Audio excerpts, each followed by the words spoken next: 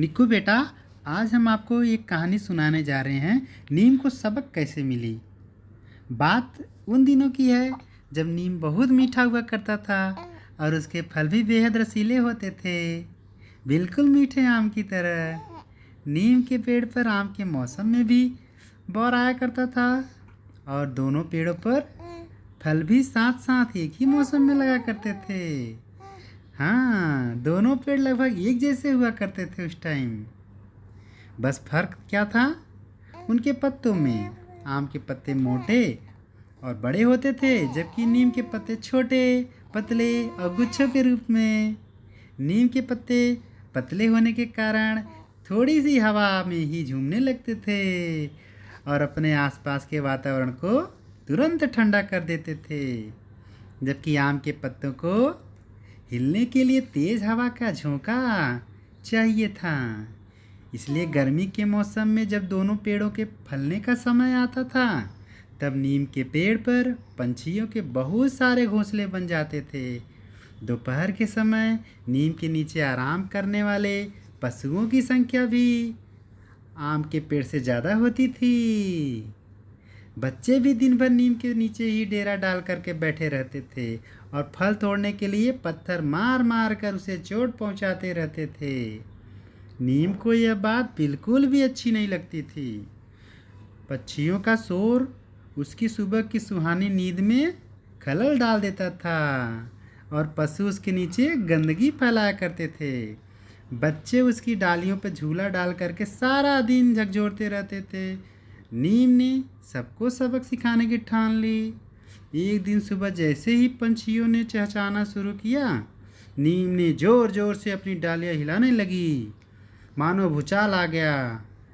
पक्षी डर के मारे चीखने लगे और उड़कर आम के पेड़ पर जा बैठे। दोपहर में जैसे ही पशु उसके नीचे सुस्ताने बैठे, नीम ने अपनी निबोलियों की बरसात शुरू कर दी। अचानक हुए इस हमले से पशु घबरा गए और भागकर आम के पेड़ के नीचे जमा हो गए। इसी तरह जैसे ही बच्चे झूलने लगे, नीम ने अपनी डालियां नीचे की तरह झुका दी। बच्चे पींग ही नहीं पड़ा सके और उन्होंने अपने झूले वहां से खोलकर आम के पेड़ के पर डाल दिए। नीम की इन हरकतों के कारण क्या हुआ, धीरे धीरे सब उसे छोड़कर चले गए।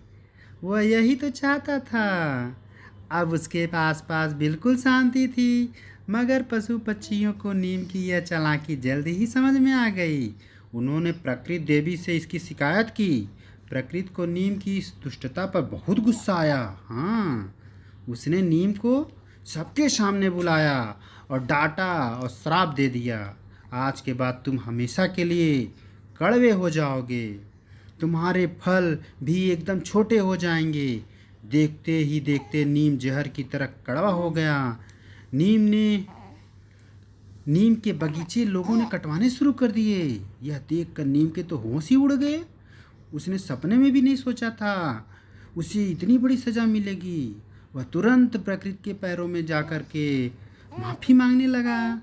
प्रकृति ने कहा, तुम पशु पक्षी और मनुष्य के गुनहगार हो। अगर सब तुम्हारे लिए प्रार्थना करें तो तुम्हारी सज़ा मैं कुछ कम कर सकती हूँ। नीम ने सबसे माफ़ी मांगी और अपनी सज़ा कम करवाने की विनती की। प्रकृति ने कहा, मैं अपना श्राप तो वापस नहीं ले सकती, मगर तुम्हें कुछ औषधि गुण दे सकती हूँ, जिससे तुम सबके लिए उपयोगी बन जाओगी। तुम्हारे फलों को बड़ा तो नहीं कर सकूँगी, मगर उनमें थोड़ा सा रस भर दूँगी ताकि पक्षी तुम्हें पसंद कर सके। और हाँ, कोयल से कह दूँगी कि वह आम के साथ साथ तुम पर बैठकर भी कूका करे, कुकू कुकू, ताकि उसकी मीठी तान सुनने के लिए लोग तुम्हें अपने घरों और बगीचों में भी लगाएं। नीम बहुत शर्मिंदा था। उसे अपने किए की सज़ा मिल गई थी। उसने एक बार फिर सबसे अपने बुरे व्यवहार के लिए माफ़ी मांगी और भविष्य में सबके साथ मिलजुल कर रहने का वादा भी किया। अगले दिन नीम के पेड़ पर पक्षी भी लौटने लगे थे। नीम ने झूम झूम कर सबका स्वागत किया। कोयल ने भी मीठे सुर छेड़ दिए, कुकू कुकू।